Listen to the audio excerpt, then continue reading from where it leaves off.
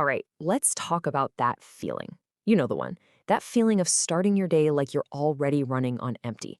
Today, we're going to dig into why that happens and, way more importantly, what you can actually do about it. I mean, think about your phone for a second. The moment you see that little red battery icon, it's like this instant primal panic to find a charger, right? You would never, ever willingly start your day with a phone you know is going to die before lunch. And yet, how many of us show up to our own lives feeling exactly like that phone? Overwhelmed, anxious, just totally running on fumes.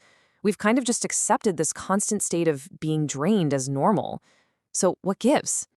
We're calling this the 20% battery life. It's that chronic state of depletion where, you're just getting by. You're not really operating at full power. You're functional, sure, but you're not formidable. And when we feel this way, what's our first move? We blame ourselves, don't we? We think, oh, I'm just so lazy, or I just need more willpower. I need more discipline. It becomes this story we tell ourselves about some kind of personal failure. But hang on, let's just challenge that for a minute. What if this constant exhaustion has nothing to do with your character? What if it's not a motivation problem at all?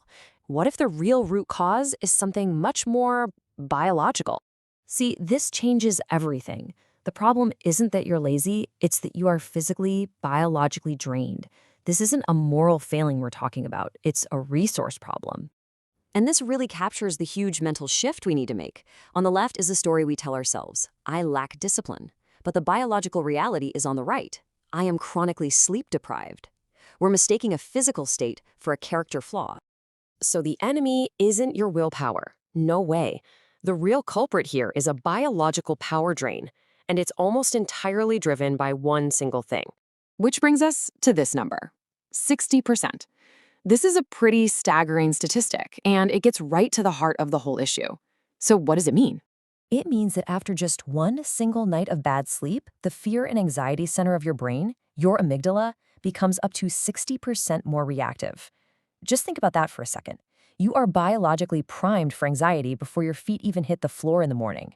Your brain is on high alert, and that's exactly why every tiny little task can feel like a huge, monumental challenge. Okay, so we've laid out the biological problem, but here's the good news. This is totally fixable, and the solution starts with building what we're going to call your sleep cave. And the solution is actually beautifully simple. It's just 3 steps. First, dark, like pitch black. Use blackout curtains, cover up those little LEDs. Your brain needs total darkness. Second, cool. A slightly lower body temperature is a key signal to your body that it's time for sleep. And third, quiet. Use earplugs, a white noise machine, whatever it takes to get rid of noises that can mess up your sleep cycles. Dark, cool, and quiet. That is your new mission. But look, creating the perfect environment is just step 1. The real lasting change happens when you combine that with a total shift in how you think about sleep itself. This quote says it all. Most of us treat sleep as leftover time. It's what we do after everything else for the day is finally done. We have to flip that script. Sleep isn't the last thing on your to-do list, it needs to be the first. It's the primary mission that makes every other mission possible. And here's the payoff. When you finally give your body the rest it's screaming for, everything changes. Your focus gets sharper, your mood stabilizes, your motivation actually comes back.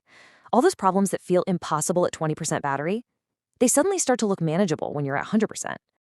So I'll just leave you with this question. Instead of always focusing on what you think you lack, what if you focused on what you need to recharge?